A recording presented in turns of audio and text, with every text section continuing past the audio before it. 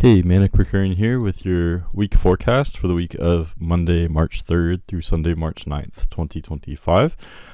This week, just looking at the charts, I think it's very clear that this is a transitional week. We continue to have a lot of focus on Pisces as well as Aries too. This is especially true this week with Mercury switching from Pisces to Aries. So really a lot of activity in both signs. And both Pisces and Aries, although they are very different, both are very passionate signs. And I do think both are focused on transition as well. Both of these signs are right around the spring equinox for the northern hemisphere. So both Pisces and Aries are very optimistic signs because they occur at a time of the year where the daylight is increasing. The daylight actually increases the fastest around this time of year in Pisces and Aries. Pisces being immediately before the spring equinox. We are in Pisces season now. We do have less daylight than we do darkness, but again, the daylight is increasing, and starting on the spring equinox in just a couple of weeks, then there will be more daylight than darkness. And then that's where we enter Aries season, where the light kind of returns its dominance, the sun becomes exalted, etc. But again, it's a process. Both Pisces and Aries are very optimistic, and they're both a transitional phase.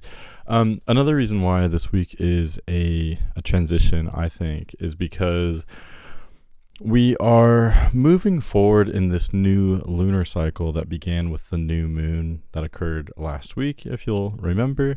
This week we do have a first quarter moon, and just like I said last week, this first quarter moon is very important to pay attention to because it's not just going to be a normal quarter moon. We are entering eclipse season.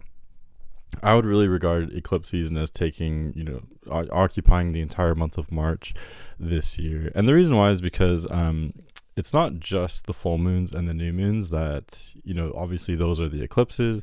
It's not just those that are intensified during eclipse season. It's the entire lunar cycle.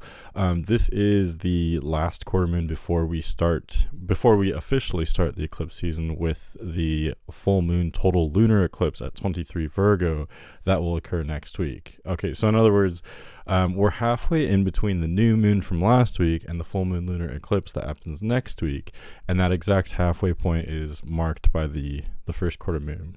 Quarter moons are actually a lot more volatile than I think most people realize.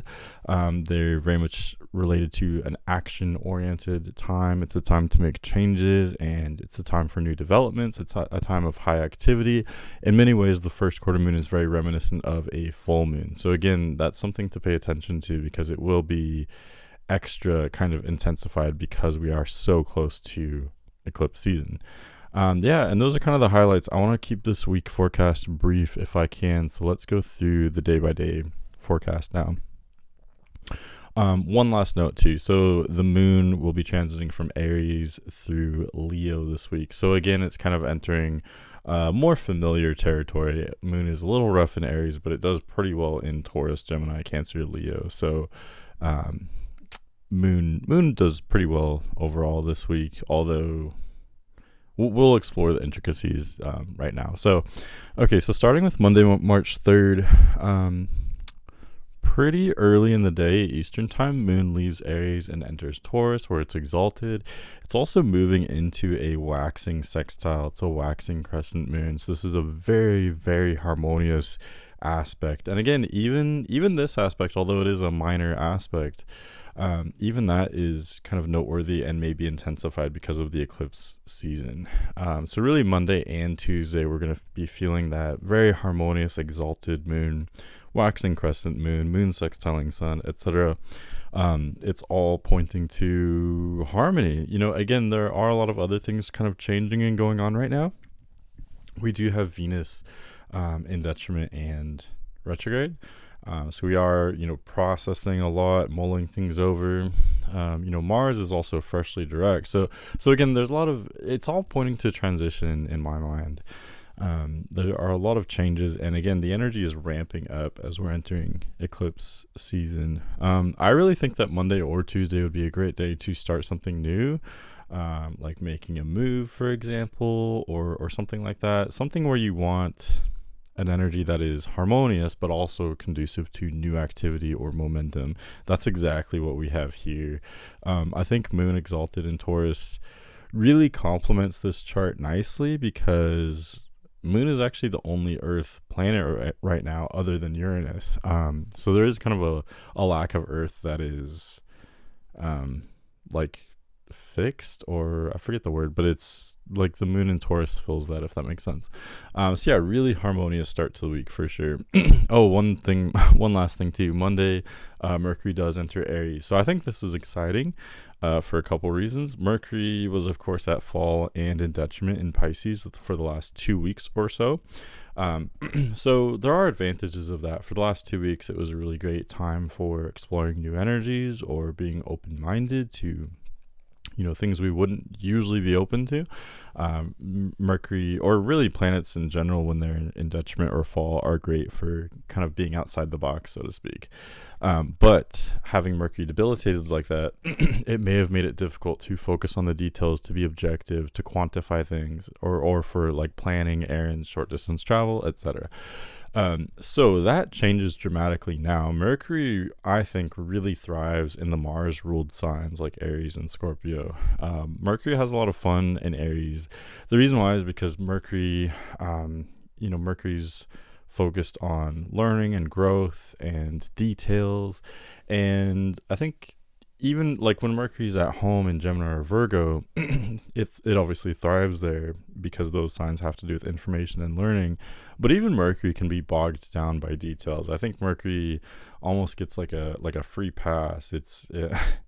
Mercury can have all the excitement and the engagement and the stimuli that comes with Aries, but without having to deal with those pesky details, so to speak. So we can be confident with our thinking, our communication, and our learning. For the next several weeks, actually, with Mercury in Aries, because Mercury will retrograde in Aries. So it's not something that's happening this week, but it is worth mentioning. Mercury stations retrograde at 9 degrees Aries on March 15th. So Mercury it's in the pre-shadow for sure. Quick side note as well. Although the retrogrades between Venus and Mercury are happening 2 weeks apart, they are both retrograding. They're stationing retrograde at almost the exact same degree. So Venus stations retrograde at 10 degrees Aries on March 1st, and then again Mercury stations retrograde at 9 degrees Aries on March 15th. So very important. What placements or what house do you have at 9 or 10 degrees Aries? It's indicating an area of a huge need for rethinking and reconfiguring and processing 9 or 10 degrees Aries, whatever that is. Okay, so going to Tuesday, March 4th, again, we're continuing to soak up these really harmonious vibes from Moon, not only being exalted, but also making a really beautiful aspect to the sun. And yeah, in many ways, I think Tuesday kind of continues the themes of Monday. Again, really great day for starting anything new, taking action, or anything having to do with like growth or development would be really great. Tuesday as well as Monday. Going to Wednesday, March 5th, Moon does switch from Taurus into Gemini just a little bit before noon Eastern time. And there are different opinions on this, but I really do think Moon thrives in Gemini as well. Moon is, you can't beat Moon being exalted in Taurus like it was for the last couple of days, but Moon does pretty well in Gemini as well. Moon is in joy in the third house. Third house does have some parallels to Gemini. This is a different aspect though, so Moon is not yet squaring the sun by aspect, but it will though in Gemini on Thursday. So basically, in other words, we are beginning to we're entering the realm of what will become a first quarter moon. So you may feel a certain restlessness that starts to build on Wednesday. There's a growing need for change, a growing need for action today for sure. But this is just the beginning. It's really going to peak on Thursday. Wednesday, there is one aspect that would be Mercury. Mercury at 3 degrees Aries sextiles Pluto at 3 degrees Aquarius. By the way, this is my actually, it's my first time seeing Pluto at 3 degrees Aquarius. I can't believe that. But yeah, if you look, Pluto is at 3 degrees and 0 minutes of Aquarius, which means it just reached that fourth degree. But yeah, Mercury sextiling Pluto. So that would suggest becoming aware of really deep information having to do with like power struggles or hierarchies. Because this is a sextile, it is a harmonious aspect, but sextiles they're not super in your face. They're not dominating. They're not consistent either. So if you happen to have placements around 3 degrees Aries or Aquarius, you will pick up on this more than most. And for the rest of us, it may be something that's fleeting. It may be, there 1 minute and not there the next. But again, we depending on our placements, depending on how attuned we are to this, could be learning a great deal about maybe some complex information, information having to do with society, groups, hierarchies, power struggles, etc. Could be about like our own psyches or insecurities as well, since Pluto seems to always bring those up. Going to Thursday, March 6th, this in my opinion is by far like the peak of intensity for the week. Of course, the energy is continuing to build as we get farther into the lunar cycle, and it's going to really peak even higher next week with that full moon lunar eclipse. But today it's definitely a peak. The first quarter moon happens at 16 degrees Gemini, so Eastern time. It's almost exactly noon. Looks like just before noon. Okay, so Sun at 16 Pisces being squared by Moon at 16 Gemini.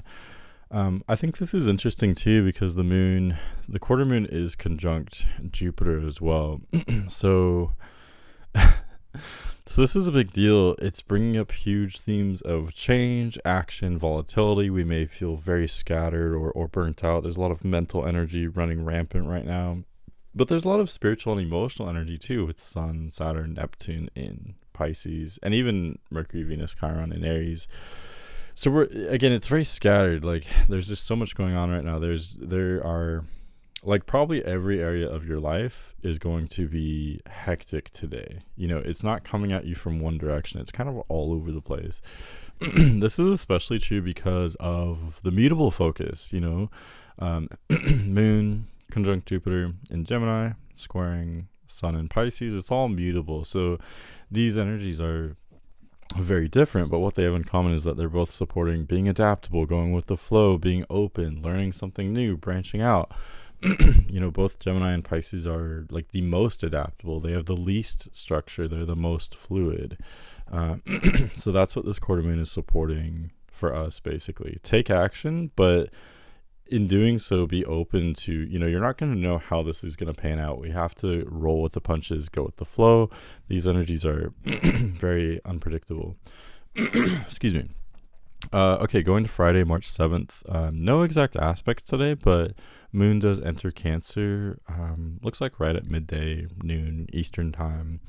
So again, the dynamic changes. Moon is at home in Cancer, so that suggests we are extra aware of our emotions. I think this is especially true because there are so many water planets at this time. Moon, Mars, Sun, Saturn, Neptune. 5 planets. That's definitely enough to establish a dominance of that element.